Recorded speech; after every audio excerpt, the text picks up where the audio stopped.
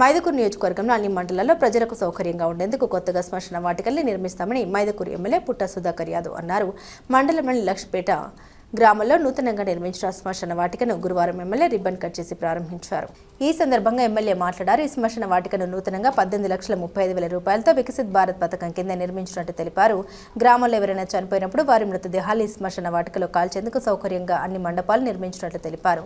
బాధితులకు స్నానం చేసేందుకు కూడా ప్రత్యేక గదులు నిర్మించారు. శ్మశాన వాటికకు ప్రహరీ గోడ నిర్మించేందుకు ప్రతిపాదన తయారు చేయాలని ఎంపీడీఓ మధుసూదన్ను ఆదేశించారు. అలాగే ప్రస్థానం కూడా ఏర్పాటు చేయాలని తహసీల్దార్ రామకుమార్ని ఎమ్మెల్యే ఆదేశించారు.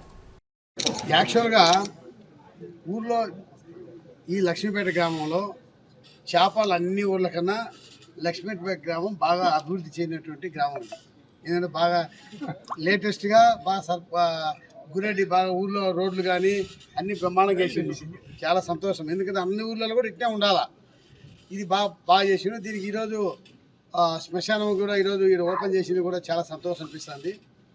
దీనివల్ల జరుగుతున్నటువంటి ఫలితాలు ఎలా ఉన్నాయంటే, ఎన్నో రోజుల నుంచి ఊళ్ళో ఒకరికి, అది పార్టీలకు అతీతంగా ఒకరు చేసేది కాదు, పార్టీలకు అతీతంగా ప్రతి ఒక్కరూ ఇక్కడికి వచ్చిన తర్వాత ప్రశాంతంగా దహనం చేసుకునేది కానీ పూడ్చేదానికి కానీ ఎంతో, కొంతమంది ప్లేసులు లేక పూడ్చేదానికి కూడా ప్లేస్ ఉండేది కాదు. నేను ఒక ఊళ్ళో పోతాంటే యాక్చువల్గా శవం చనిపోయింది. నేను టైంకి ఇంటికి అయిపోలే, బూడ్చే దగ్గర పోయినా. బూడ్చే గడిపోతే ఏమైంది, తీస్తా అంటే కింద ఇంకో శవం వస్తుంది. ఆడ ప్లేస్ లేదు. ఆడ యాక్చువల్గా 1 ఎకరా ల్యాండ్ ఉంది. అందరు కబ్జా చేసేసి లాస్ట్ 5 సెంట్లు మాత్రం మిగిలింది.